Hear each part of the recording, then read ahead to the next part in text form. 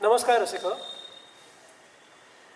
Majestic गप्पांच्या मध्ये आज पंडित ब्रिजनारायण यांच्याशी बातचीतीचा खूप चांगला योग येतोय. थोडी पूर्वपीठिका सांगतो त्याच्याबद्दलची.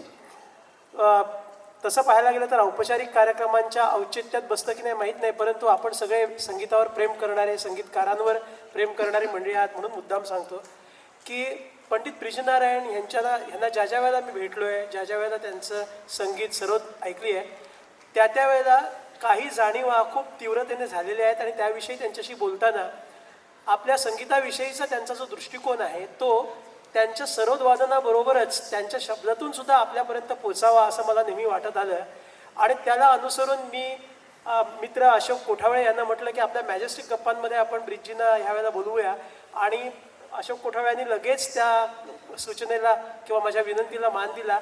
आणि त्यानंतर मी ब्रिजजींकडे बोललो तर तारीख कोणती येते ते बघूया. पण सुदैवाने तारीख जुळण्यासारखी होती आणि त्याच्यामुळे ब्रिजजी आज आपल्यामध्ये आहेत या ठिकाणी. ज्या विलेपार्ल्यामध्ये आज गेली अनेक वर्ष 3-3.5 हजार लोक समोर बसून उत्तम संगीताचे कार्यक्रम ऐकतात, ज्या विलेपार्ल्यामध्ये ह्या वास्तूमध्ये 50 वर्षापेक्षा अधिक काळ हा साधारणपणे 2-3 महिन्यातनं एक अतिशय मोठा चांगला संगीताचा कार्यक्रम होत आलेला आहे, अशा पार्ल्यामध्ये आज ब्रिजजी आपल्याबरोबरती वार्तालाप करतायत. हा खूप चांगला योग आहे. आज संगीताच्या क्षेत्रामध्ये ऐकणं खूप विपुल आहे. जर ऐकायचं ठरवलं तर कमी नाही आहे. खूप कार्यक्रम खूप ठिकाणी चालू असतात आणि यूट्यूब तर कायमचे आहेच आपल्याबरोबर. संगीताबरोबर संगीताच्या मागे काय आहे तेही थोडंसं ऐकणं आज अगत्याचं आहे आणि म्हणून मुद्दाम ब्रिजजींना आम्ही विनंती केली आहे. तेव्हा आजच्या मुलाखतीमध्ये ब्रिजजींचा सांगीतिक विचार, संगीताकडे ते कोणत्या दृष्टिकोनातून बघतात हे समजून घेणं अधिक अगत्याचं आहे. अर्थातच एका कलाकाराबद्दल आपल्याला उत्सुकता असतं, त्यामुळे त्यांचं बाळपण कसं गेलं आणि सारंगी वादनाची घरात परंपरा असतात, त्यांनी सरोद कशी हातात घेतली, त्यांनी सरोदमध्ये काय परिवर्तनं केली, ह्या सगळ्या गोष्टी बोलण्यामध्ये येतील चौघाने. पण महत्त्वाचा भाग हा आपल्या संगीताकडे ते कसं बघतात, एकंदर संगीत जगतात आज जे चाललंय त्यात आपल्याला काय करता येणं शक्य आहे ह्याविषयी नक्की आपण त्यांच्याशी बोलणार आहोत. हे सगळं मी आपल्याशी मराठीत बोलतोय आणि ते मला म्हणतील हे मला कळलं नाही, पण त्यांना कळतं सगळं. कारण ब्रिजजींच्या सौभाग्यवती हा मराठी माहेरवाशीण आहे.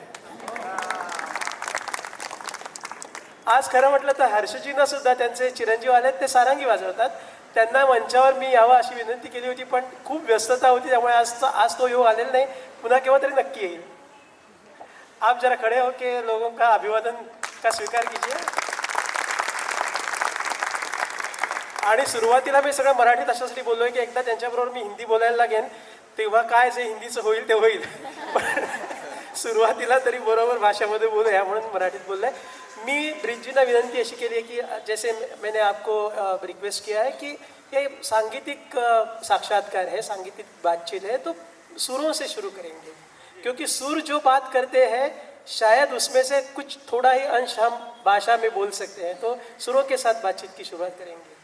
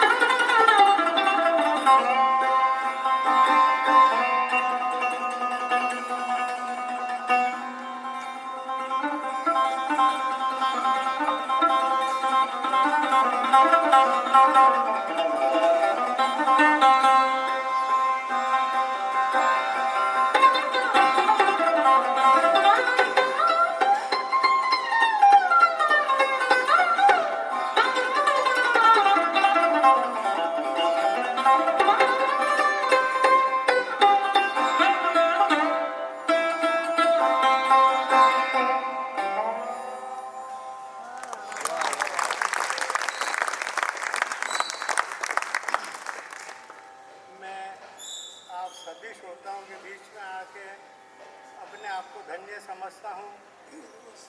पहली बार आज मैजेस्टिक गप्पा में मैं आया हूँ और मैं केशव जी को धन्यवाद कहना चाहता हूँ। उन्होंने बड़ी मेहनत करके मुझे कहा कि मैजेस्टिक गप्पा में आपका रखना है मुझे कार्यक्रम और कुछ संगीत के बारे में आपसे चर्चा करनी है। आज मैं आप सब लोगों के सामने थोड़ा बहुत संगीत तो मैंने अभी बजाया है। ये था राग शंकरा। इसमें आलाप, जोड़ और ताने, ये थोड़ी सी मैंने आप लोगों के लिए प्रस्तुत किया है। आगे हम लोग कार्यक्रम में बातचीत करते रहेंगे और फिर थोड़ा तबले के साथ भी बजाएंगे। अब मैं मैजेस्टिक गप्पा के सारे लोगों को धन्यवाद कहना चाहता हूँ कि उन्होंने मुझे ये मौका दिया आप लोगों के बीच में आके बात करने का। और मैं खास धन्यवाद देता हूँ केशव जी को। मैं इनको फॉलो कर रहा हूँ बहुत सालों से, ये मेरे पुराने मित्र हैं।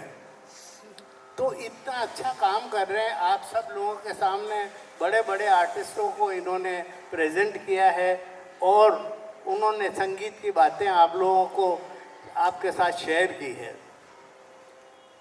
बहुत बड़ा काम कर रहे हैं केशव जी। मैं उनको धन्यवाद देता हूं और उनको बेस्ट विशेस कहता हूं इस काम के लिए। ठीक है केशव जी, अपन शुरू कर सकते हैं। आज हमारे साथ तबले पे पहली बार हमने कोई रिहर्सल नहीं की है। ये बच्चा मेरे साथ बजा रहा है। मैं जहाँ से ये आते हैं बनारस से, बनारस के बहुत दिग्गज कलाकार रहे हैं। पंडित किशन महाराज के साथ मैंने कम से कम 100 कॉन्सर्ट किए हैं। शांता प्रसाद जी के साथ भी मैंने कम से कम 100-150 बार कॉन्सर्ट किए हैं। और ये बच्चा वहाँ से आ रहा है, मैं इसको आशीर्वाद देता हूँ और मैं इसको बेस्ट विशेस कहता हूँ कि आगे ये इसी तरह से तरक्की करें। बहुत अच्छी जगह से आ रहे हैं और बहुत अच्छा इनको सबक मिल रहा है वहाँ से।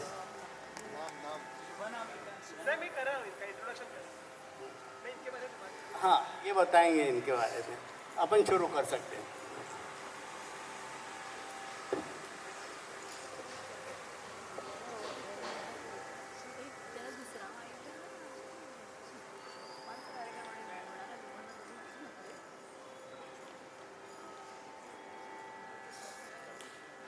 अभी बाद में बजाऊंगी। हाँ, बाद में कर लो। श्रुतिशील उद्धव तबल्याला साथ करणार आहेत. पंडितजींचं असं म्हणणं आहे की आता त्यांनी तबल्याशिवाय जी परंपरा आहे त्या परंपरेमध्ये खरं म्हटलं तर ज्याला आपण म्हणू मिनिएचर, म्हणजे एक मोठं चित्र असतं, मोठा लँडस्केप असतो आणि एका छोट्याशा जागेमध्ये तो अख्खा उतरवून दाखवला जातो. मिनिएचर पेंटिंग जसं असतं तसं एक मिनिएचर कॉन्सर्ट आता या शंकरा रागातला त्यांनी दाखवलं आहे. आणि त्याच्यामध्ये आत्ता तबल्याबरोबर ते पुढच्या बोलण्यामध्ये तबल्याशी बातचीत होईल. मी एवढ्याचसाठी मध्ये बोलतोय की श्रुतिशील उद्धव यांच्याबद्दल 1-2 वाक्य बोलतो. त्यांचे पिताश्री हे बनारस हिंदू युनिव्हर्सिटीमध्ये संगीत विभागामध्ये कार्यरत आहेत, प्रवीण उद्धव. आणि त्यांनी पंडित सुरेश तळवलकरांकडून अतिशय रितसर आणि दीर्घ अशी तालीम घेतली आहे. आणि बनारसमध्ये राहिलेले असल्यामुळे किशन महाराजजी आणि बनारसमधलं सगळं जे सांगीतिक वातावरण आहे त्याच्याकडून सुद्धा त्यांनी पुष्कळ शिकून घेतलेलं आहे. आणि आपल्या विद्यार्थ्याला आणि आपल्या चिरंजीवाला तबल्यामध्ये अतिशय निपुण केलेलं आहे. घरंदाज तबला केवळ एकाच घराण्याचा किंवा एकाच शैलीचा नाही तर अनेक शैलींचा घरंदाज तबला त्यांनी आपल्या विद्यार्थ्याला शिकवलेला आहे, आपल्या चिरंजीवाला शिकवलेला आहे. आणि अगदी अलीकडे श्रुतिशील मुंबईमध्ये आलेला आहे. तर आमचे मित्र प्रवीण उद्धव यांनी मला एकच वाक्य सांगितलं फोनवर की श्रुतिशील को मुंबई में भेज रहे हैं. तर समजने वाले को इशारा काफी रहता है. तर हे 2-3 महिन्यापूर्वी बोलणं झालं होतं आणि आज उत्तम योग आला आहे. मी म्हटलं जरी गप्पांमध्ये एक थोडंसंच वाजवायचं असलं तरी अतिशय शुभ अशा प्रसंगी आज आपल्यासमोर श्रुतिशील यांचं वादन सादर होणार आहे. आणि पंडितजीने अतिशय मोठ्या मनाने त्यांना आशीर्वाद दिलेलाच आहे. अच्छा, तो शंकरा से हमने तो शुरुआत की है, भगवान का आशीर्वाद.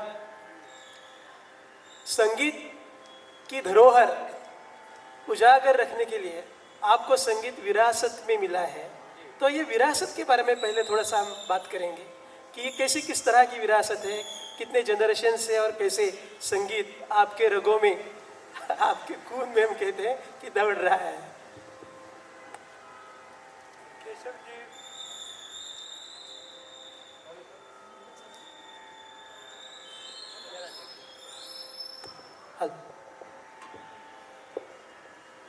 केशव जी, ये मेरा इतना अच्छा परिचय दिया इन्होंने.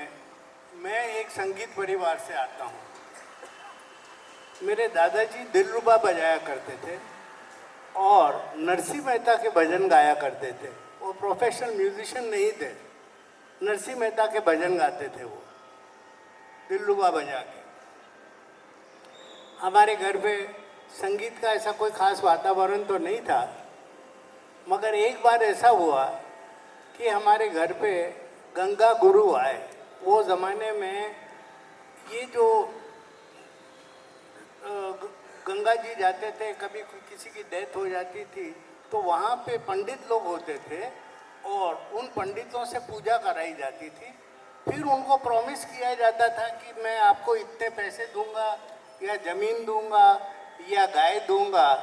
तो एक बार गंगा गुरु घर पे आए हमारे उदयपुर में और उन्होंने अब मेरे घर पे सारंगी छोड़ दी. वो सारंगी बजा के गाना गाया करते थे. तो मेरे पिताजी हार्डली 5-6 साल के थे वो टाइम पे. उन्होंने वो सारंगी उठा के जैसे बच्चों को शौक होता है खेलना शुरू कर दिया. कहने लगे मैं तो ये बजाऊंगा. तो मेरे दादाजी ने वो सारंगी पे नए नए तार लगाए, उसको अच्छी तरह से मंडवा दी और मेरे पिताजी ने सारंगी बजाना शुरू किया। यहाँ एक बात मैं आप सब लोगों के साथ शेयर करना चाहूँगा कि वाद्य जो है, सारंगी का जो वाद्य है, हमारे घर पे कोई नहीं बजाता था, मगर मेरे दादाजी ने मेरे पिताजी को फिंगरिंग टेक्निक, कौन से सुर पे कौन सी उंगली लगनी चाहिए और गज कैसे चलना चाहिए, जैसे इंग्लिश में कहते हैं अप डो बो एंड डाउन बो, उसके बाद होता है हिंदी में इसको कहते हैं सीधा गज और उल्टा गज, इसका इस्तेमाल कैसे करना है ये मेरे दादाजी ने मेरे पिताजी को बताया कि उल्टे ऐसे गज बजा पकड़ना चाहिए, उल्टा गज ऐसे होगा और सीधा गज ऐसे होगा। ये तालीम मेरे घर पे ही मेरे दादाजी ने दी और वो इतनी यूनिक थी, इतनी यूनिक थी, ऐसी फिंगरिंग मेरे पिताजी की जैसी है, वो उन्होंने फिर सबको जितने उनके शिष्य सबको उनको बताया कि इस तरह से करो। अक्सर ये होता है, हम सब लोग ये समझते हैं बहुत मुश्किल है साज, सारंगी बजाना बहुत कठिन काम है, मगर मेरे पिताजी ने जो टेक्निक निकाली है सारंगी बजाने की, वो एकदम यूनिक है और उतना डिफ़िकल्ट नहीं रहा है वो साज जितना पहले लोग समझते थे।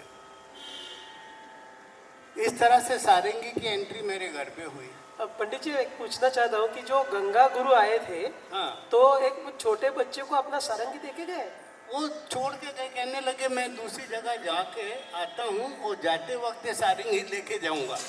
अच्छा, और वो गंगा गुरु खुद सारंगी बजाते थे? वो भजन गाते थे, सारंगी बजा के भजन गाते थे। हाँ, बस। और उन्होंने अपनी सारंगी आपके घर पे छोड़ दी और दूसरे गांव गए? हाँ, दूसरे गांव गए, फिर वो आए नहीं, ओह, वो साथ लेने नहीं आए, तो वो शायद हमारे घर पे आ गया। अच्छा, तो गंगा जी का प्रसाद मिला सारंगी?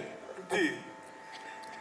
और ये मुझे लगता है वाकया 1934 के करीब का रहेगा, क्योंकि आज 95 ऊपर है रामनारायण जी, और वो जब 4-5 साल के थे तब का वाकया है। तो का वाकया। और उसके पहले उनके पिताजी, आपके दादाजी दिलरुबा बजा रहे थे। तो ये संगीत भारत में प्रोफेशन करके हो या न हो, लेकिन घर घर में बजता था। सही बात है। इसका एक ये गवाह है। हाँ जी। अच्छा, फिर मेरे पिताजी सारंगी का उन्होंने किया, बाद में मेरे ताऊ जी चतुरलाल जी, उन्होंने कहा कि ये सारंगी बजाता, मैं तबला बजाऊंगा उनके साथ। तो इस तरह दोनों भाई एक तबला बजाने लगे, एक सारंगी बजाने लगे, और इस तरह म्यूजिक हमारे घर पे आया। पंडित चतुरलाल सुप्रसिद्ध तबला वादक, वो पंडित रामनारायण जी के छोटे भाई, बड़े भाई। हाँ। अब आप लोगों को ये बताता हूँ मैं कि मुझे ऐसा लगता है 1954 में उस्ताद अली अकबर खान साहब अमेरिका गए और चतुरलाल जी को लेके गए तबले के लिए, और पूरे वर्ल्ड में तबला जो है वो उन्होंने फेमस किया। पूरी दुनिया में तबले की बातें हुई। और आप लोगों को मैं एक और बात बताना चाहता हूँ, 1963 में फ्रांस में मेरे पिताजी और मेरे ये ताऊ जी दोनों गए फ्रांस में, और एक रिकॉर्डिंग की है वहाँ पे, जिसमें तबले के बोल हाथ से कैसे निकलते हैं। फॉर एग्जाम्पल, ता, तिन, धीर धीर, टीट, कड़ान, घड़ान, धीर धीर, ये जो बोल है इसकी निकास कैसे होगी, इसकी रिकॉर्डिंग की उन्होंने टीवी के ऊपर, और fortunately that recording is preserved in Europe. लेकिन ये बात सारंगी की और तबले की हो गई, और आपके हाथ में सज रहा है सरोद। हाँ जी, ये मैंने मेरे परिवार के बारे में थोड़ा सा इंट्रोडक्शन दिया है। वो बहुत ज़रूरी था और इसके बारे में और सुनना भी अच्छा लगेगा क्योंकि बहुत मीठी बातें हैं। अब मैं घर का बड़ा लड़का, तो मेरे को पूरे घर से बड़ा प्रेम मिला।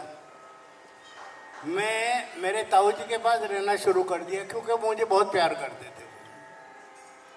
तो मेरे ताऊ जी बजाया करते थे रविशंकर जी के साथ, अली अकबर खान साहब के साथ और बड़े बड़े दिग्गज जो कलाकार थे उनके साथ बजे। तो मैं सब प्रोग्रामों में जाता था। वहाँ पे अली अकबर खान साहब की सरोद की ध्वनि मुझे बहुत ही इम्प्रेस की। मैं आप सब भाई बहनों को ये बताना चाहता हूँ, संगीत जो है वो आत्मा का विषय है। संगीत जो है वो अपनी आत्मा से इसका रिलेशन होता है। तो मुझे वो सरोद की ध्वनि, सरोद का नाच इतना इम्प्रेस किया, तो मैंने घर पे कह दिया मेरे को तो सरोद बजाना है। तो मेरे पिताजी ने और मेरे ताऊ जी ने दोनों ने कोई बात नहीं कि मेरे लिए एक छोटा सरोद मंगवा लिया और मेरा शुरुआत करवा दी। और कौन सा ईयर था ये अप्रोक्सीमेटली? ये ईयर था 1958, 59। At that time I was hardly 7-8 years old. वहाँ से मेरे घर में सरोद आया। अब मैं अपने गुरुओं के बारे में कहना चाहूँगा, वर्ल्ड के बेस्ट गुरु मुझे मिले। जैसे उस्ताद अली अकबर खान साहब ने मुझे सरोद पे हाथ रखवाया, सरोद कैसे बजाना चाहिए वो बताया, सरोद पे कौन से सुर पे कौन सी उंगली लगती है वो मुझे बताई, और सरोद का जवा कैसे बजता है वो मुझे सिखाया। तो सरोद की जो टेक्निक थी वो मुझे इस तरह से मिली। उसके बाद 1965 15 अक्टूबर को मेरे ताऊ जी की डेथ हो गई। तो मैं बम्बई आ गया, क्योंकि पहले मैं दिल्ली में था। ताऊ जी के साथ दिल्ली में थे आप? ताऊ जी के साथ। और पंडित रामनारायण जी तब कहाँ थे? बॉम्बे में थे। मुंबई में थे। तो वो हुआ कि मैं वापस यहाँ आ गया। अब मेरी शिक्षा तो ये थी, अली अकबर खान साहब भी जब इधर आते थे तो मैं उनसे मिलता था। सरोद की टेक्निक की शिक्षा होती थी और रागों की शिक्षा मुझे मेरे पिताजी से मिली कि राग विस्तार कैसे होना चाहिए, राग क्या चीज़ है, उसमें क्या करना चाहिए, ये शिक्षा मुझे मिलती रही। शुरू में जब मैं चतुरलाल जी के पास रहता था, मेरे ताऊ जी के पास, तो मुझे तबले की बातें सुनने को और सीखने को मिली। आजकल बहुत लोग बहुत तैयार गाते हैं, बजाते हैं, तो वो तो बहुत अच्छी बात है कि तैयारी आ जाती है। मगर मेरा यहाँ पे एक बात ये कहना है कि जो साज आप बजा रहे हैं, उस साज को समझ के उस साज की जो बहुत खासियत है उसको समझना जरूरी है, बहुत ज़रूरी है। तो मैंने सरोद सीखना शुरू किया। इसी तरह सरोद पे क्या बजता है आप लोगों को ये बताना बहुत ज़रूरी है। सबसे पहले तो मैं बताऊंगा कि सरोद की उत्पत्ति कैसे हुई। हमारे यहाँ पे सरोद के बारे में कम इन्फॉर्मेशन है। पहली बात यह है कि सरोद जो है वाद्य, यहाँ पे काफ़ी लोगों को दो थ्योरी मालूम है, दो थ्योरी। एक थ्योरी ये है कि ये बहुत प्राचीन वाद्य है। प्राचीन इसको हम इसलिए कहते हैं, अजंता अलोरा, चंपारण, विदिशा और बहुत सारी जगहों पे आप देखेंगे सरोद जैसा वाद्य स्कल्पचर्स में आपको नजर आएगा। यहाँ तक कि जो बैठने की जो चीज़ है, हमारा जो पोजीशन है जिसमें हम लोग सरोद लेके बैठते हैं, उसको कहते हैं गौमुख आसन। ये गौमुख आसन है जिसमें हम सरोद लेके बैठते हैं। और सरोद के बारे में आगे की जानकारी ये है कि दूसरी जो थ्योरी ये मानी जाती है कि ये रबाब से आया है। उस ज़माने में अफ़गानिस्तान में और उस इलाके में रबाब बजाया करते थे। तो वो रबाब बजाते बजाते ये पता लगा इंडियन म्यूजिक उसमें नहीं बज सकता, क्योंकि स्टैकेटो स्ट्रेट नोट बजते हैं रबाब पे। तो उस रबाब में कुछ चेंजेस आई। जैसे आप देख रहे हैं मेरे हाथ में ये सरोज है, ये स्टील की प्लेट है। इधर रबाब में ये वुडन प्लेट होती है, लकड़ी की प्लेट होती है। लकड़ी की प्लेट होने की वजह से उसमें मींड गमक नहीं बज सकती। तो वो चेंज करके इसमें पहले तो लोहे की प्लेट लगाई और अब स्टील की प्लेट लगा दी, ताकि संगीत में मींड का काम हो सके। मैं थोड़ा यहाँ पे रोकना चाहता हूँ आपको कि आप मीन कह रहे हो, स्टैकेटो कह रहे हो, तो जिन लोगों ने थोड़ा सुना है, पढ़ा है, उनको तो ठीक है, लेकिन आप थोड़ा इसका स्टैकेटो क्या रहता है और मीन क्या रहता है थोड़ा अगर बता दूं। डेमोन्स्ट्रेशन बिल्कुल, करके। बहुत अच्छी बात है, वाह, बहुत अच्छा। मैं बताता हूँ।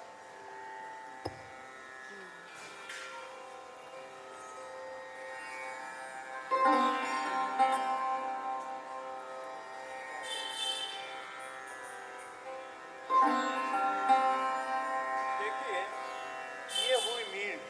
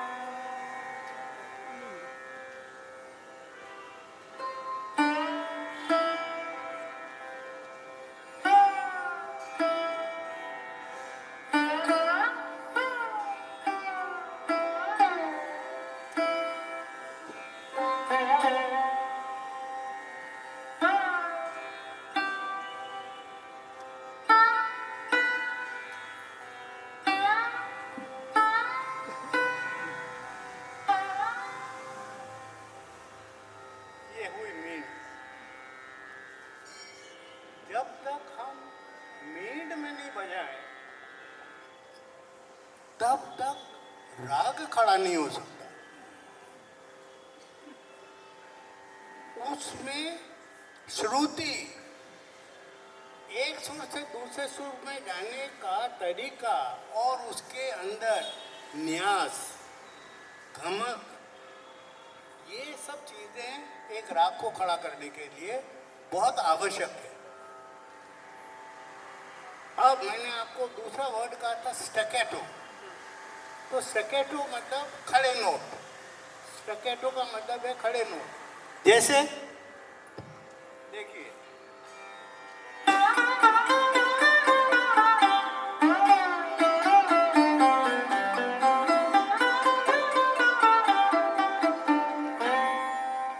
ये खड़े नोट है सब। तो ये मीन, गमक, जैसे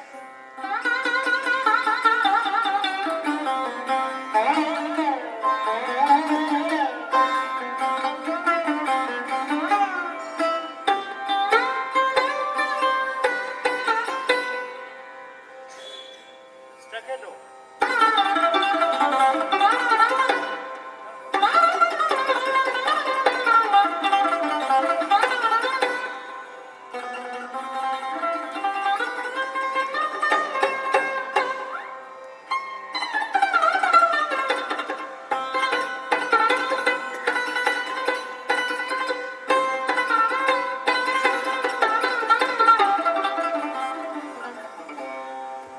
स्टैकेटो और मीन का इतना अच्छा इलस्ट्रेशन आपने दिया, बहुत अच्छा है, एकदम क्लियर हो गया है।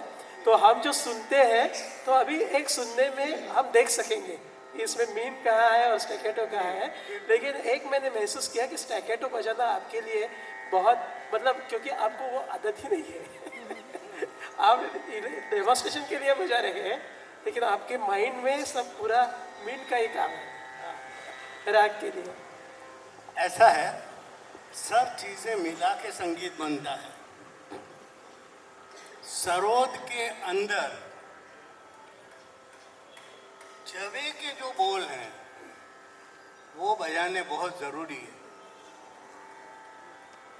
और अगर वो नहीं बजाया तो सरोद का जो बाज है वो सफर करेगा। वो उसका भी एक जब एक ही खरोखर खूप भाग्याची गोष्ट आहे की ते सगळं मनापासून आपल्याला वाजवून दाखवतात. आपण ऐकतो त्या मनाने सरोद कमी ऐकतो आणि ऐकतो तेव्हा फक्त साऊंड ऐकतो. आता थोडासा डोळसपण आपल्याला येईल असं मला वाटतं. मुझे थोड़ा सा वॉल्यूम थोड़ा और दे दीजिए।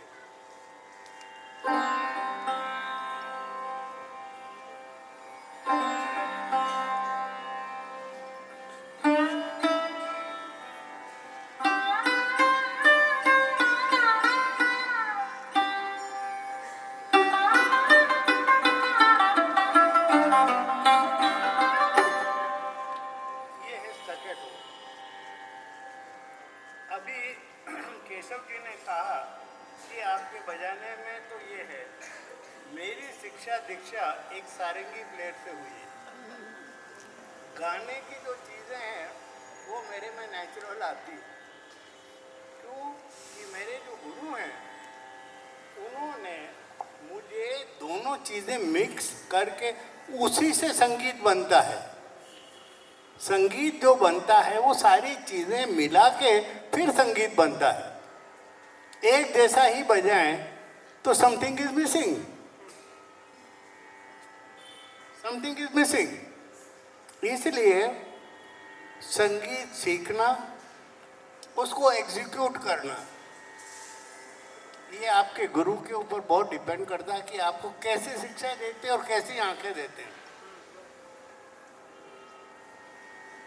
ये बहुत ज़रूरी है।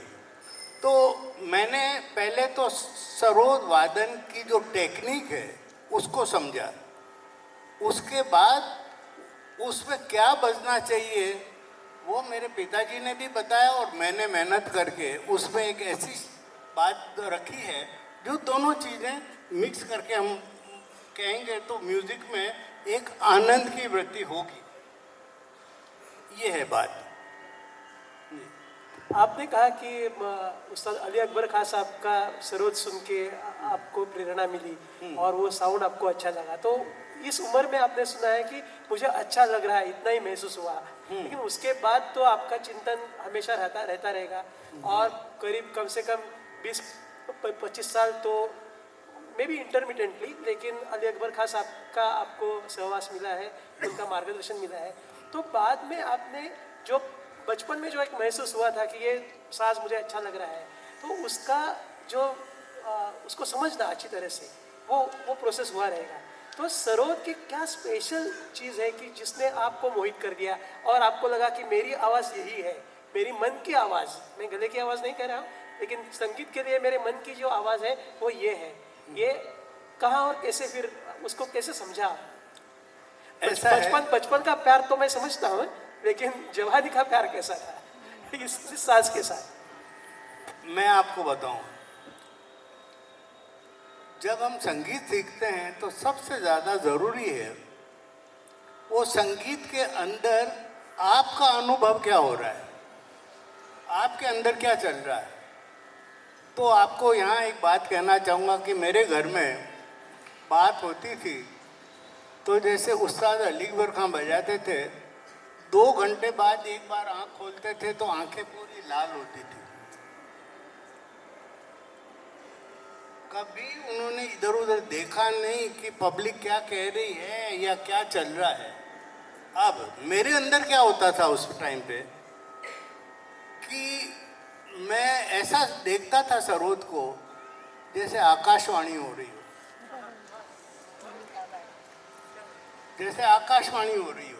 वो सरोद की साउंड ऐसी आती थी ऐसी आती थी कि मैं तो दूसरी दुनिया में चला जाता था उस साउंड की वजह से। देखिए, नाद ही ब्रह्म है, नाद ही ब्रह्म है। तो अगर आप नाद देखें, हर एक इंस्ट्रूमेंट का बजाने वाला आपको दूसरी दुनिया में लेके जा सकता है, प्रोवाइडेड हो उस काबिल हो। आप देखेंगे बहुत बड़े बड़े लोगों ने जब बजाया है, एक्स्ट्रा ऑर्डिनरी क्यों होते हैं? एक तो उनकी सोच, एक उनकी भक्ति।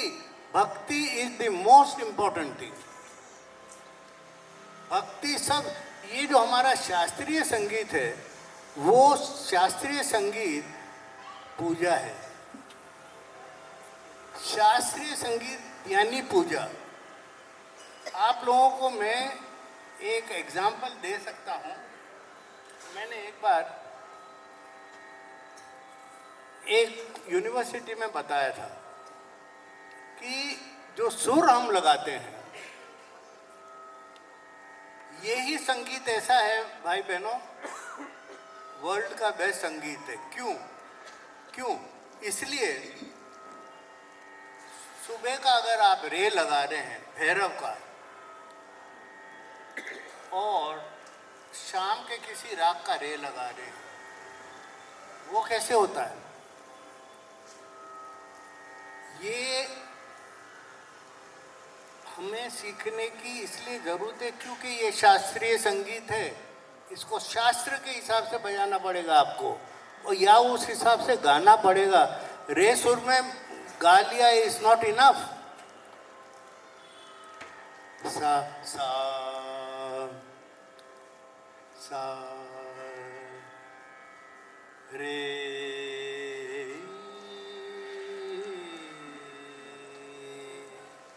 ये श्री हो गया है ऑलरेडी। रे सा, अब ये कोमल रे है, सा रे गा, ये भैरव का रे हो चुका है। सा रे गा मा दा दा पा मा रे।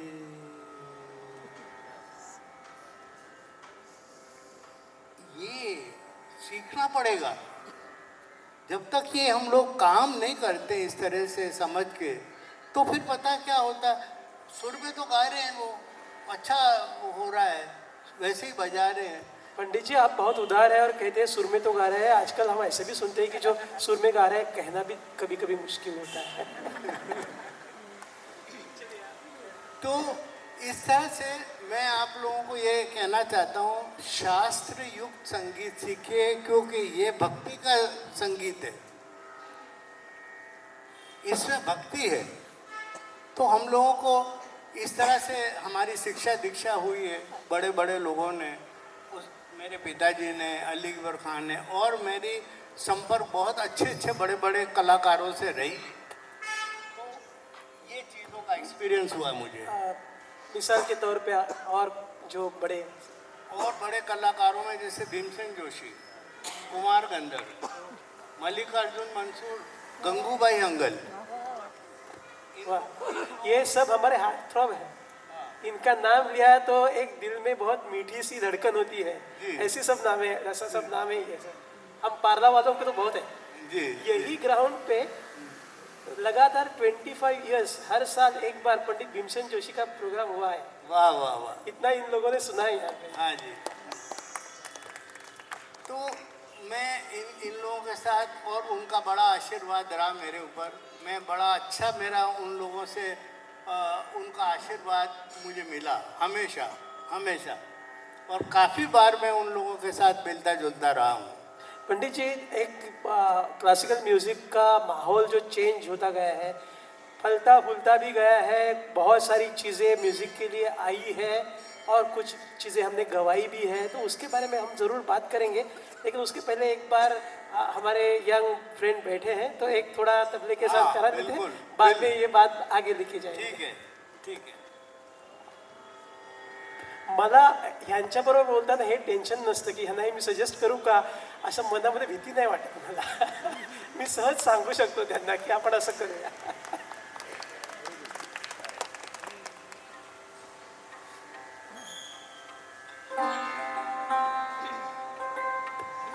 तानपुऱ्याला सायली गद्रे बसली आहे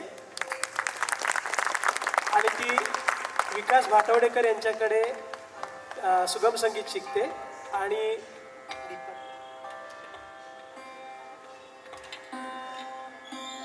डॉक्टर दीपाली लघाटे यांच्याकडे ती शास्त्रीय संगीत शिकते. मला पंडितजींनी सांगितलं की इलेक्ट्रॉनिक तबला तानपुरा तर असतोच, पण इलेक्ट्रॉनिक तानपुरा लावून तेवढा मूड जमत नाही. मला ॲक्वॉस्टिक तारा छेडलेला तंबुरा हवा आहे. कोणी गाताना वाजवणारा जर असेल, तंबुरा वाजवून गाणारा कोण असेल तर बोलवून ठेवा. तर सायली येऊ शकली तसा मला अतिशय आनंद होतो. तसंच ह्या वाद्याला सुद्धा साऊंडमध्ये आजकाल असं असतं की जी छेडणारी वाद्य आहेत ना, त्यांना एक पिकअप लावला जातो. म्हणजे या वाद्यालाच एक मायक्रोफोन लावतात आणि त्याच्यामुळे आवाज खूप मोठा येऊ शकतो. पंडितजी म्हणाले की जरी लेक्चर डेमॉन्स्ट्रेशन टाईप असलं तरीसुद्धा मला ते नको. समोर मायक्रोफोन ठेवा. माझ्या वाद्याचा आवाज जसा तयार होतो या हवेमध्ये, तसा तो माईकला घेऊ दे आणि तुमच्यापर्यंत येऊ दे. हे काही उसूल आपण ज्याला म्हणतो तसे आहेत आणि ते त्यांनी कायम पाळले. हे त्यांचं मोठेपण आहे.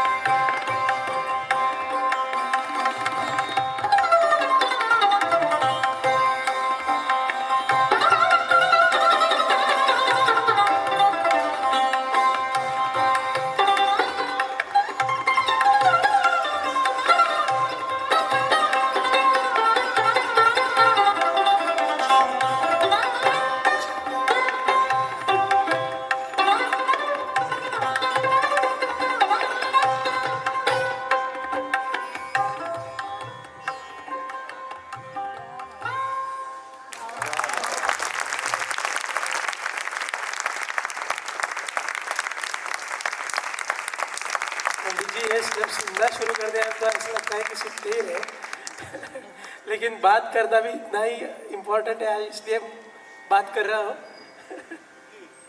कि सुनने के बाद ऐसा लगता है कि 5 मिनट कुछ नहीं बोले, सुनते ही रहे। हमारे संगीत में एक बात है, मैं पहली बार बजा रहा हूँ इस बच्चे के साथ, वाह, एक भी रिएक्शन नहीं की हमने। और कोई चीज फिक्स नहीं है हाँ, हमारे संगीत में। जब कोई चीज फिक्स नहीं होती है उसका आनंद ही अलग होता है। सही, वाह, इसलिए संगीत को साधना कहा गया है। उसके अंदर जो आनंद आ जाता है इमेजिनेबल है वो। हमने कोई फिक्स नहीं करते, हम लोग कोई बात फिक्स नहीं करते, यहाँ तक कि कौन सा सुर आपकी आत्मा क्या आवाज़ दे रही है वहाँ हम जाते हैं। वाह, वाह। मैंने जो बात छेड़ी थी कि आपने अर्ली 60s से आप सुनते आए हैं, हाँ। और बड़े बड़े उस्ताद लोगों के, कलाकार लोगों के तब गाने बजाने आपने सुने हैं, और अब तक सिलसिला चल रहा है सुनने का, देखने का भी। जी। तो परिवर्तन जो हुआ है, समय थोड़ा और बात बढ़ी है, इसलिए मैं एकदम थोड़ा दौड़ के उसको पकड़ने की कोशिश कर रहा हूँ कि तबले की अहमियत, ताल वाद्य की अहमियत, स्पेशली तंतु वाद्य के साथ में, ये पिछले कई सालों में बढ़ती गई है। तो एक जवां दिली आई है बजाने में, लोगों को मज़ा आ रहा है, सब उसके पॉजिटिव एस्पेक्ट्स है। और मैं, आप नहीं कहेंगे, मैं भी नहीं कर रहा हूँ कि पॉजिटिव एस्पेक्ट नहीं है, लेकिन ये करते समय क्या हमने कुछ गंवाया है, क्या हमें कोई वर्ड ऑफ कॉशन लेना है इसके बारे में। और आप खुल के इसके बारे में आपकी बात कहिए, बात रखिए, क्योंकि आप एक बहुत बड़े तबला वादक के रिश्तेदार हैं, भतीजे हैं। आप खुद तबला की साधना आपने की है, और लयताल के ऊपर आपका प्रभुत्व है, लेकिन आपके बजाने में तबले के ऊपर वो डिपेंडेंस नहीं है महफिल को पेश करते हुए। इसलिए आपसे ये पूछना और आपसे जान लेना मुझे बहुत ज़्यादा इम्पोर्टेंट लगता है। मुझे क्या लगता है, हर साज का अपना एक चरित्र होता है। जैसे सरोद पे क्या बजना चाहिए, उसका सरोद का क्वालिटी क्या है, उसकी साउंड क्वालिटी क्या है, कैसे चलेगा। अब जैसे एक छोटा सा एग्जांपल मैं देना चाहूँगा। आप हाथी को देख रहे हैं, वो दौड़ रहा है, मगर कुछ लोग ऐसे कहेंगे, अरे ये हिरन की तरह क्यों नहीं दौड़ रहा है, ये तो गलत बात हो जाएगी, वो क्यों दौड़ेगा हिरन की तरह। वैसे ही सरोद में ताने नहीं बजती है, सरोद में बोल बजते हैं। पहले सरोद को पखावज के साथ बजाया जाता था, पखावज की बातें सरोद में बजती थी। अब कुछ सालों से तबला आ गया उसके बीच में, तो तबले की बातें मैंने बहुत बड़े बड़े आफाक हुसैन खान, और जब बहुत अच्छे फॉर्म में थे किशन महाराज, उनके साथ बजाया तो खुले बाज का तबला सुनता था मैं, और इतना मज़ा आता था उसमें, क्योंकि उसमें कुछ बातें पखावज की भी आती थी। मैंने बहुत बड़े बड़े पखावज प्लेयर को देखा, और उत्तम किस्म के तबला वादकों को देखा है। वो तबला इतना अच्छा था क्योंकि प्योर था वो। अभी मैं ये नहीं कहना चाहता कि क्या हो रहा है, तैयारी बहुत है, बजा क्या रहे हैं ये सवाल है। तैयारी बहुत है, बजा क्या रहे हैं। तो ये सिर्फ मैटर का चॉइस, ये आपका पॉइंट है। यस, मैटर का, और मैटर का नहीं, वो इंस्ट्रूमेंट के साथ आप ईमानदारी से पेश आ रहे कि नहीं। वो इंस्ट्रूमेंट के साथ आप ईमानदारी से पेश आ रहे कि नहीं, कि वो जो इंस्ट्रूमेंट पे होना चाहिए वो हो रहा है या नहीं। अगर ऐसा नहीं होगा तो खत्म हो जाएगा म्यूजिक। हमारे यहाँ पे बहुत बड़े बड़े लोग हुए हैं, उन्होंने अपने तबले में कुछ खास खास चीज़ें, सरोद में कुछ खास चीज़ें, सारंगी में कुछ खास चीज़ें, वीणा में कुछ खास चीज़ें, वो उस इंस्ट्रूमेंट की कही उन्होंने, तभी आपको आनंद आएगा। क्योंकि उसकी प्योरिटी है वहाँ पे, वो प्योरिटी का मजा लेंगे आप। बस ये बात है। तो मैं ये कहना चाहता हूँ इन शॉर्ट, वो इंस्ट्रूमेंट के साथ आप ईमानदारी से पेश आइए और वो इंस्ट्रूमेंट की बातें बजाइए, और कुछ जो आप कहना चाहते हैं वो कहिए, मगर कीप इन माइंड कि वो जो इंस्ट्रूमेंट जो आपका, उसके साथ आप कोई गलत काम तो नहीं कर रहे हैं। मैं सरोद बजाता हूँ, मेरे हाथ भी चलते हैं, बहुत शुरू से चल रहे हैं, मगर मैंने एक बात का ध्यान रखा था शुरू से कि सरोद बजाते वक्त सरोद की बातें और सरोद का गुण धर्म भ्रष्ट नहीं हो, ये बात का खास ख्याल रखा मैंने। तो मैंने अभी भी आपने देखा कुछ बातें जगह से कह रहा था, उस सम पे मैं आ रहा था जगहों से, ये बहुत ज़रूरी है।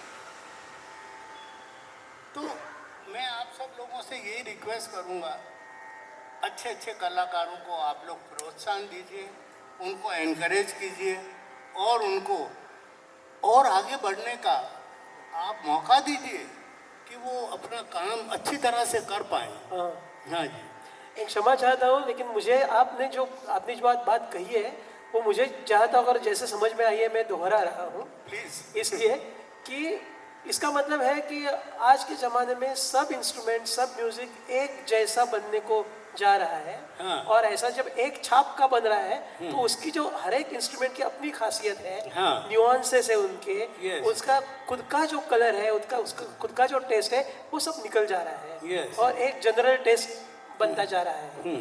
तो और बहुत मेहनत से, बहुत परिश्रम से, बहुत साधना से वो खासियतें पुराने लोगों ने उस साज में लाई है और उसको संभाल के रखा है। तो आज का जो दौर चल रहा है उसमें वो सब निकलता जा रहा है, ऐसे डर सा लग रहा है। ये सिचुएशन है आप कह रहे हैं। एक बार ऐसा हुआ था यूरोप में, मेरे पिताजी किसी बात से नाराज थे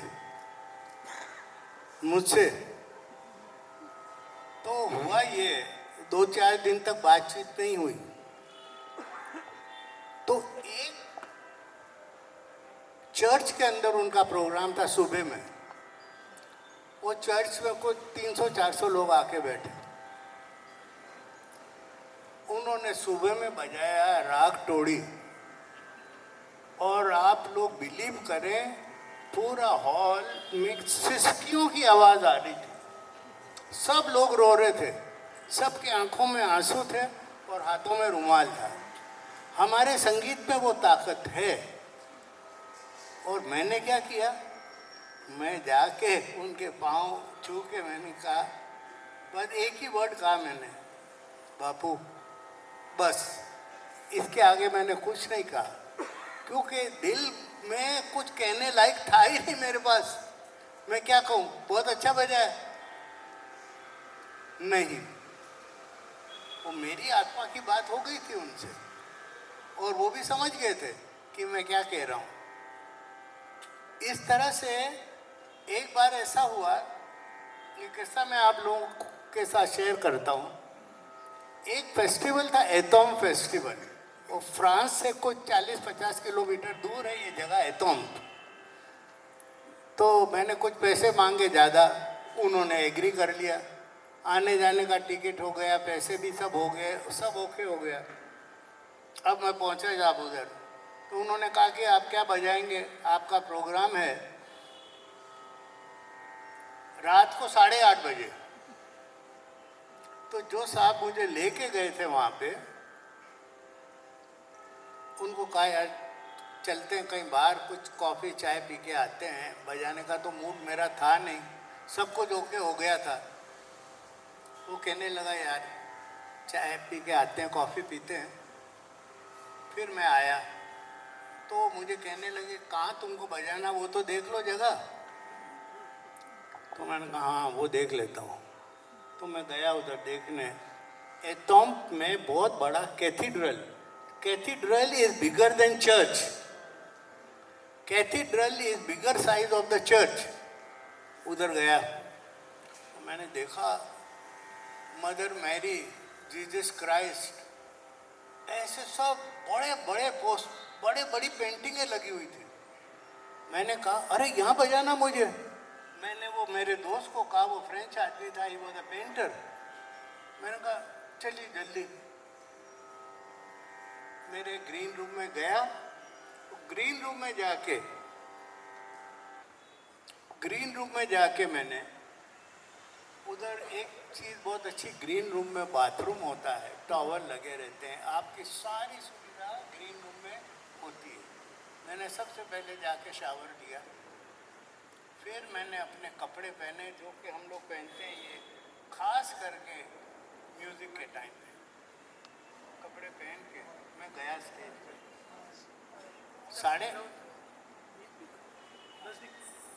तो उधर जाके मैंने देखा, मैंने ऑर्गेनाइज़र को बुलवाया, ऑर्गेनाइज़र को कहा जरा आप इधर आ जाइए, अभी रात के 8:30 बजे है। रात के 8:30 बजे के टाइम के हिसाब से राग बताया था मैंने। आई हैव चोजन द राग अकॉर्डिंग टू द टाइम। तो उन्होंने कहा कि अच्छा आप बताइए। मैंने कहा मैं राग चेंज करना चाहता हूँ। क्यों? 8:30 बजे भी धूप थी उधर, सनराइज हुआ था, मतलब शाम हुई नहीं थी।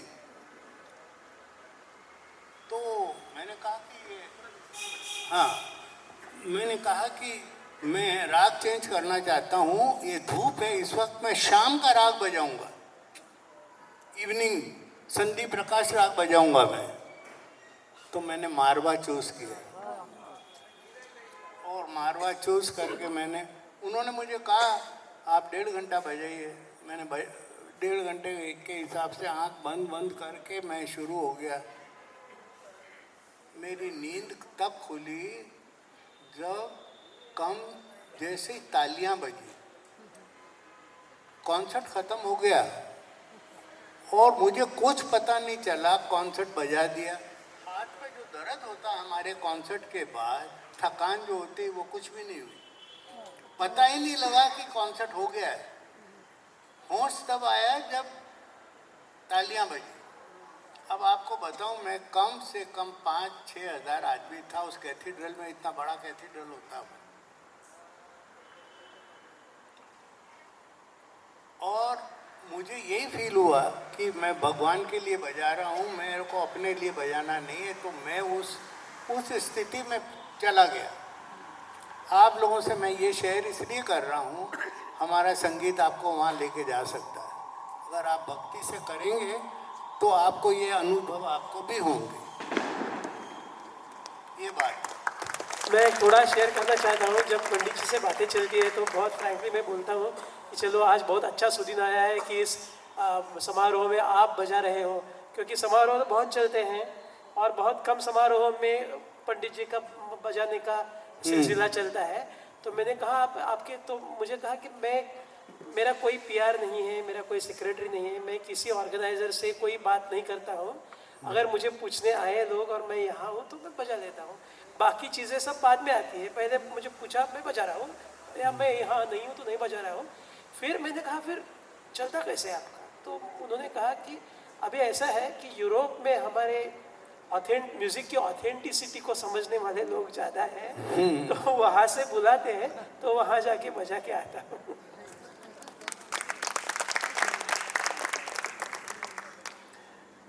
इसी सिलसिले में मैं एक, शायद थोड़ा अप्रिय हो सकता है आपको, ऐसे बात पूछना चाहता हूँ कि आपके पिताजी प्रोफेशनल म्यूजिशियन रहे हैं और सारंगी साज को उन्होंने बहुत अच्छी सतह पे उठा के लिया। फिर आपको चॉइस दिया, आपने सरोद लिया और सरोद बजाने में आपका करियर किया। आपके बेटे हर्ष जी जो अब अभी यहाँ आए हैं, वो बाकायदा सारंगी बजाते हैं, लेकिन सारंगी उन्होंने प्रोफेशन करके नहीं लिया है मुझे लगता है। नहीं, प्रोफेशन करके लिया तो है। क्या आपने उनसे ये शेयर किया कि आपने ये प्रोफेशन करना चाहिए, या आप प्रोफेशन कर रहे हो तो भी हम पढ़ा रहे हैं आपको, या हर्ष जी का जो सारंगी का अध्ययन हुआ है और सारंगी उन्होंने हाथ में पकड़ी है, वो क्या सिलसिला हुआ है? अगर वो यहाँ स्टेज पे बैठते थे तो मैं ज़रूर उनसे पूछता था, लेकिन अभी उनके पिताजी से पूछ रहा हूँ। देखिए, ऐसा है, हमारे देश में सबसे पुराना कल्चर है संगीत का। 5,000-6,000 वर्ष से हम कोई राग गा रहे हैं, बजा रहे हैं। उन चीज़ों को करते हुए बड़े भागवान लोग होते हैं वो, जिनको वो तालीम मिल जाती है। आज मेरा बेटा वो बजा रहा है सारंगी, प्रोफेशन उसके काफ़ी शिष्य हैं अब्रॉड से भी, वो भी सारंगी सीख रहे हैं और वो इधर भी आते हैं हर चीज़ से सीखने को, तो हर चीज़ वहाँ पे भी सिखा रहे हैं। इस बात पे मैं आपको एक छोटी सी बात और सुना देता हूँ।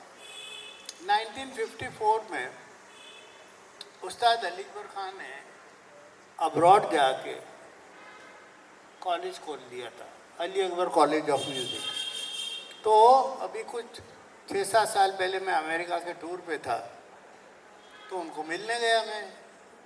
वो बहुत खुश हुए मेरे से मिल के, बहुत बातें हुई, मुझे कहने लगे, मेरा उनके साथ रिलेशन बहुत क्लोज था। कहने लगे, ब्रिज तुम जानते हो ना, मैं 1955 में इधर आया था,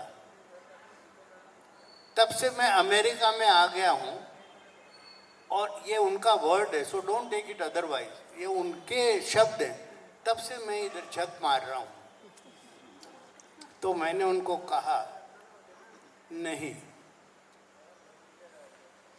आप कोई झक नहीं मार रहे हैं, आप बहुत अच्छा काम कर रहे हैं। इंडिया में रहते तो यही संगीत आप वहाँ के लोगों को सिखा रहे होते, यही संगीत आप यहाँ पे अमेरिका में भी सिखा रहे हैं। आप अपनी ड्यूटी कर रहे हैं और संगीत की सेवा कर रहे हैं, और संगीत के बारे में आप प्रचार प्रसार कर रहे हैं, लोगों को इसके बारे में बता रहे हैं आप। तो मैं कहना ये चाहता हूँ कि आप लोग अगर ये जो नई जनरेशन है, इसको आप लोग प्रोत्साहन नहीं देंगे, एनकरेज नहीं करेंगे, तो फिर ये संगीत की जो गरिमा है, जो उसकी वैल्यूज़ है, जो उसका इम्पोर्टेंस है, वो कैसे रहेगा। ये मैं आप सब लोगों से रिक्वेस्ट करता हूँ, नए बच्चे जितने आ रहे हैं, आप सबको अच्छी तरह से बताइए, उनको एनकरेज कीजिए और उनको बताइए कि भाई ये संगीत कितना ज़रूरी है हमारे हिंदुस्तानी कल्चर के लिए। हमने जो बात छेड़ी थी कि संगीत जब बढ़ रहा है तो कोई अच्छी बातें आ रही है, तैयारी बहुत अच्छी है लोगों की और माहौल भी बन रहा है, लेकिन कुछ बातें चीज़ें हम गंवा रहे हैं। तो वो बातें गंवाई नहीं जाए और वो उनको हम हमारे पास रखें, संभल के रखें। तो इसके लिए क्या किया जा सकता है कि कलाकारों की तरफ से क्या किया जाता है वो तो एक बात है, लेकिन संगीत के दुनिया में सिर्फ कलाकार नहीं है, सुनने वाले हैं, और कलाकारों और सुनने वालों को एक जगह पे लाने वाले ऑर्गेनाइजर्स हैं। तो एक अपनी धरोहर को संभालने वाले और अपने म्यूज़िक के न्यूआंसेस जिनको मालूम है और उनकी खासियत जिनको मालूम है, उनकी अहमियत जिनको मालूम है, ऐसे एक बड़े कलाकार से आपसे मैं पूछ रहा हूँ कि अगर उसको हमें ज़िंदा रखना है, वो सब म्यूज़िक एक जैसा, एक छाप का नहीं हो, इस तरह से अगर हमें आगे जाना है तो रास्ता बहुत सीधा और बहुत साफ नहीं दिखाई दे रहा है। तो इसमें हम लोग ऑर्गेनाइजर्स क्या कर सकते हैं, सुनने वाले क्या कर सकते हैं, कलाकार खैर क्या कर सकते हैं, ये कभी दूसरी बात करेंगे, बहुत बड़ी बात है। लेकिन ये दो जो घटक है और पर्टिकुलरली जो सुनने वाले हैं वो क्या कर सकते हैं, सुनने वालों से आप क्या और किस तरह की उम्मीद करना चाहते हैं या उनसे क्या संदेश देना चाहते हैं? मैं यही कहूँगा अभी, क्योंकि मैं इसलिए बोल रहा हूँ कि साउंड तो साउंड है, साउंड सुनने को अच्छा लगता है, तो ये ऑथेंटिक है, इसमें ये खासियत है, उसमें वो नहीं है, ये फ़र्क क्या सुनने वाला कर पाएगा? और अगर वो कर नहीं पा रहा है तो क्या ये जिम्मेदारी जो है अपनी धरोहर को संभाल कर रखने की, ये क्या जिम्मेदारी हम उनके कंधों पर रख सकते हैं सुनने वालों के? मुझे लगता है इसका बड़ा सिंपल एक जवाब है, इसका प्रचार प्रसार हो, इसकी इन्फॉर्मेशन लोगों तक कैसे जाए, जैसे टीवी से जाए, जैसे स्कूलों में बताया जाए। मैंने एक प्रोग्राम किया था, JMF नाम है उस संस्था का, 3 महीने में 90 कॉन्सर्ट्स करने सिर्फ स्कूल के बच्चों के लिए। वो मैंने किया और आप लोगों को मैं शेयर करना चाहता हूँ। अमेरिका में 17 या 18 यूनिवर्सिटी में मैंने लेक्चर्स दिए और उन लोगों ने लेक्चर बहुत अच्छी तरह से सुना लिया। इसका थोड़ा सा प्रचार प्रसार इंडिया में भी हो तो लोगों तक वो बात जाएगी, and I think it will work wonders. मुझे लगता है कि इस पॉजिटिव नोट पे, क्योंकि बातें तो बहुत है, और हाँ, जैसे कि आपने अगर राग शंकरा किया है तो शंकरा इतना विस्तृत है तो एक्सपेक्ट नहीं करते कि एक कॉन्सर्ट में शंकरा पूरा आए। जी जी। वैसे ही बातें जो है आपके मन की बात है, आपकी अनुभव की बात है, तो एक बातचीत के प्रोग्राम में सब नहीं आ सकता है। तो कहीं तो प्रोग्राम की सांगता में आपने सुनाया है बहुत उदारता से। You had been very kind enough to give us music. तो उसी म्यूज़िक के साथ हम हमारी महफिल को क्लोज करेंगे, लेकिन उसके पहले मुझे लगता है कि इस इंस्टीट्यूशन की जो रिक्वायरमेंट है कि शीला बारपांडे जी एक आभार प्रदर्शन करा देंगी, और फिर क्योंकि म्यूजिक के नोट पे ही हम खत्म करेंगे, लेकिन उसके बाद और एक नोट बजेगा और वो रहेगा राष्ट्रगीत का। इस तरह से हम समापन आज का करेंगे। शीला जी, मुझे लगता है आप रेडी हैं।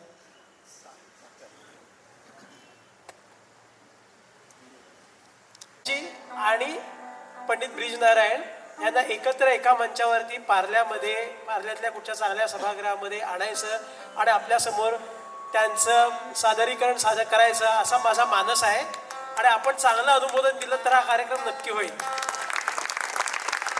धन्यवाद।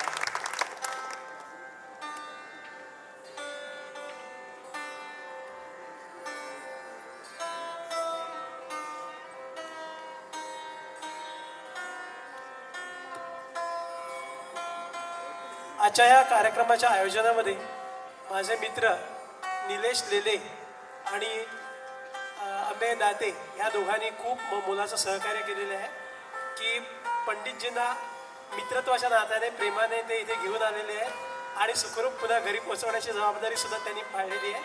ते माझे मित्र आहेत, त्यामुळे त्यांची नावं घेऊन मी इथे आभार मानणं त्यांना आवडणार नाही, पण ते ऐकत नाहीत असं मी समजून चालतो।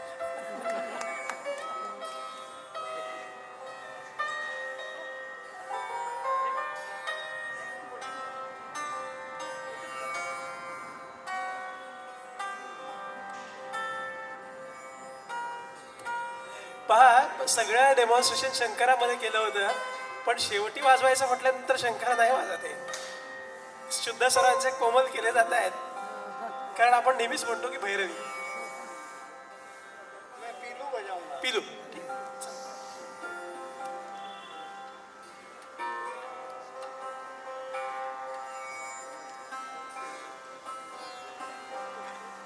यार मुझे थोड़ा इसको वॉल्यूम दे दो, थोड़ा और नहीं तो ये दे दो थोड़ा सा।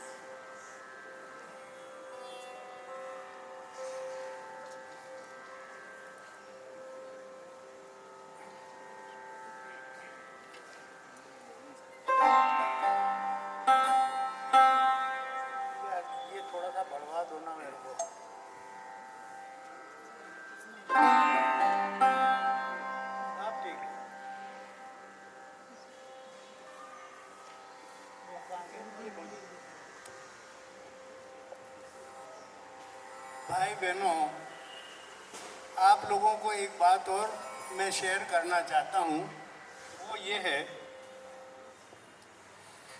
जब कलाकार प्रोग्राम करने निकलता है तो आप बिलीव कीजिए, हम लोग 15 दिन पहले या 1 महीने पहले से खाना भूल जाते हैं। रात को नींद नहीं आती है, इतनी चिंता और इतनी सीरियसनेस होती है कि रात को नींद नहीं आती। कौन सा राग बजाएंगे, क्या बजाएंगे, उसमें क्या करेंगे, ये सब चिंता होती है। आज मुझे बड़ी खुशी हो रही है। मैं बहुत धन्यवाद देना चाहता हूँ केशव जी को कि उन्होंने मुझे इधर बुला के आप लोगों के साथ बात करके मुझे बहुत आनंद हुआ है। मैं बहुत खुश हुआ हूँ आज इधर आकर। आज मुझे बहुत आनंद हो रहा है। मैं सारी जहाँ जहाँ जाऊँगा मैं कहूँगा ऐसी ऑडियंस मुझे मिली केशव जी की वजह से। और आपसे एक रिक्वेस्ट है, इसी तरह प्यार से संगीत सुनते रहिए और इस संगीत को जीवित रखिए। ये दुनिया का बेस्ट संगीत है। इसका कारण बताता हूँ कि हमारे ही संगीत में राग बने हुए हैं। जैसे सुबह 4 बजे का कोई राग है, 7 बजे का एक राग है, morning, late morning, early morning, early afternoon, early evening, night raga और सीजनल रागा। ये सब हमारे संगीत में ही है, किसी संगीत में नहीं है। ये जो डिसिप्लिन है किसी संगीत में नहीं है। और वो जो 9 फीलिंग्स है हमारी, ये इंटरनेशनल है। ये इंटरनेशनल है। इसलिए हमारा संगीत सारी दुनिया में लोग सुनते हैं बड़ी भक्ति से। मैं बहुत कम उम्र से बजाना शुरू कर दिया था और मेरा पहला concert, my first LP is available on YouTube. 1972 में मेरी पहली एलपी बनी थी। और उस टाइम पे आई एम 52 बॉर्न, आप अंदाज लगा लीजिए। तो उस टाइम से मैं बजा रहा हूँ और आप सब लोगों का प्रेम, ये बिल्कुल आप लोगों को खुश करने के लिए नहीं, ईमानदारी की बात। उस टाइम से मैं बजा रहा हूँ सरोद। उस टाइम से मैंने बहुत जल्दी शुरू किया था, तो ये सब आप लोगों की कृपा से हुआ था। आप लोगों ने मुझे एनकरेज करते रहे, इसीलिए मैंने आज आप लोगों को रिक्वेस्ट की है कि यंग लोगों को भी एनकरेज करिए आप। और किसी को एक किस्सा सुना दूं। एक लड़की थी, उसने डांस किया पेरिस में। डांस किया। मैं पेरिस बहुत रहा हूँ पेरिस में। तो वो लड़की ने डांस किया, तो जो एक पत्रकार थे, राइटर, उन्होंने बड़ी तारीफ लिखी उस लड़की की। अरे तुमने बहुत अच्छा डांस किया है, यू वर जस्ट वंडरफुल, और ये वो लिख दिया उसे पेपर में। मैं था उधर।